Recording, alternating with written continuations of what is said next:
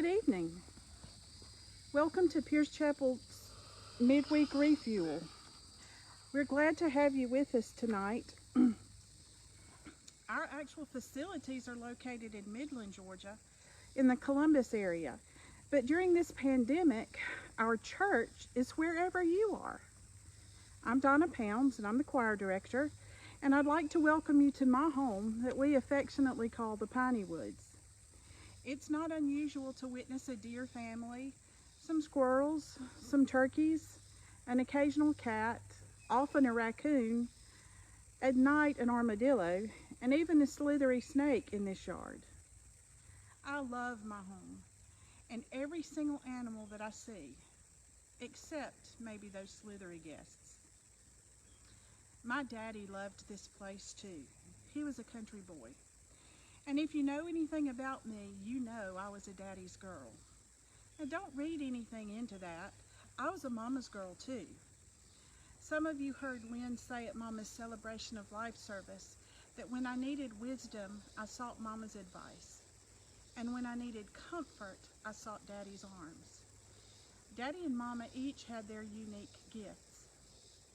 I look very much like my mama. When she was in assisted living, folks often mistook us for sisters, prompting a call to my hairdresser. Like Mama, I'm more than chubby. I have man hands and feet. I have a scar on my knee from a knee replacement. I can put two sentences together to make a meaningful statement. My hair grayed when I was young. Yes, I look like and have many of Mama's characteristics, but I have my daddy's eyes, my father's eyes.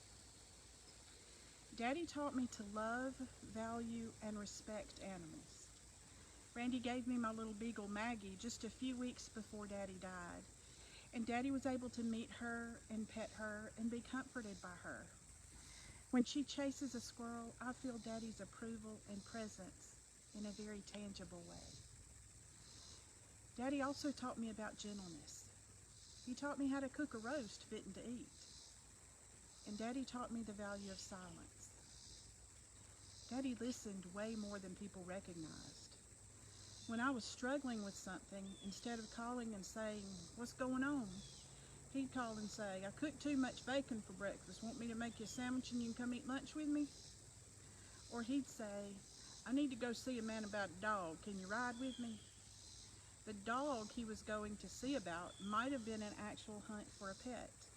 But more likely than not, it was an invitation to go sit on the dock at Lake Oliver and watch the fish jump and feed the ducks. And talk, or not. See, Daddy had his father's eyes. Amy Grant recorded a song written by Gary Chapman with that very title. Here are the words she sings.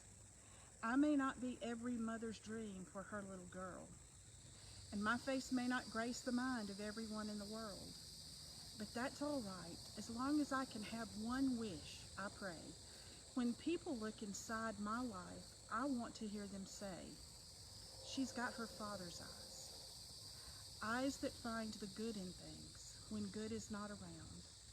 Eyes that find the source of help when help just can't be found. Eyes full of compassion, seeing every pain, knowing what you're going through and feeling it the same, just like my father's eyes. These words make me think, do you see that in me? Do you see my Father's eyes? And not Donald Payne's eyes, but my Abba Father, Jesus Christ's eyes.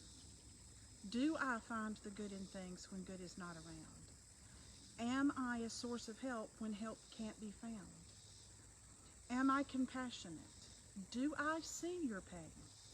Do I know what you're going through? Do I have my Father's eyes? Do you?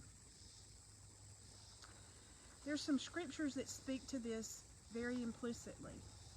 Genesis 1:27 reads, "So God created human beings in his own image." And then later in Romans 8 verses 15 and 16, Paul writes, You received God's Spirit when He adopted you as His own children. Now we call Him Abba, Father, for His Spirit joins with our spirit to affirm that we are God's children.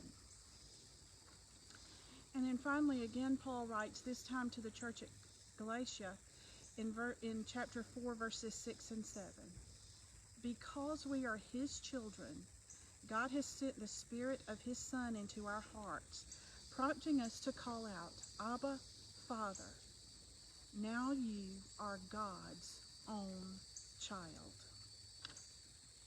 So yes, you and I have our Father's eyes. God created us that way. He adopted us into His family, and He made us His beloved children. I'm afraid in these last months that my eyes might not have always reflected my Father's goodness. So I am preaching to the choir in that sense. Are you a good reflection of your Father's eyes? Are we looking for the good in things despite the fear, frustration, loneliness, and insecurity that comes along with all things COVID-19? Are we being a source of help when our nation is so split over race and politics and even science? Are we compassionate with our brothers and sisters who have lost so much in these times? Are we seeing their pain? Are we working fervently to be part of the solution? Or are we adding to the problem? I worked in an ophthalmology office for years and know many ways that our physical vision can become cloudy. Cataracts, diabetes, glaucoma, corneal problems, side effects of medicines, even cancer. These conditions can usually be treated and bring about some improvement in physical vision. Our spiritual vision can become clouded too by things like anger, fear, prejudice, insecurity, pride. These conditions can usually be cleared up as well, but they require work on our part. Spending time daily with our Heavenly Father, fellowshipping, necessarily virtually right now, with members of our Christian family, and meeting the needs of those in our community who are vulnerable. The last verse of Amy's song gives us a reminder that we will be called upon to answer for our deeds, good and bad, when our Abba Father calls us home. These are the words she sings. On that day when we will pay for all the deeds we have done, good and bad, they'll all be had to see by everyone. And when you're called and stand to tell just what you saw in me, more than anything I know, I want your words to be, she had her Father's eyes. There were days that Daddy wasn't proud of my actions. And certainly there are days when my Heavenly Father isn't proud of my actions. And not just my actions, but my heart. My challenge to us this afternoon is that we strive to make our Heavenly Father proud. That we be a true reflection of His eyes and His heart. That we invite our hurting brothers and sisters to join our family, and that we genuinely make them comfortable among us. I missed 2 opportunities a few weeks ago to do this very thing. The first, I should have prayed with the young man who loaded my groceries in my car at Publix. I had the opportunity, and I had the time. And I'm embarrassed to say it didn't even occur to me to do that until I drove out of the parking lot. A couple of days later, I witnessed a man on 2nd Avenue struggling to walk with no shoes. I've already told you I have big feet, and I had on strappy Velcro sandals that we probably could have made work. Again, it didn't occur to me to do this until I couldn't find it. Maybe because I wasn't looking hard enough. I'm embarrassed to tell you these stories, but hopefully your accountability will help me be more intentional about using those eyes that I so want to be like my Father's. And I'll do the same for you. That's what family does, right? Will you pray with me? Dear Heavenly Father, Abba, Daddy, Thank you for creating us in your image.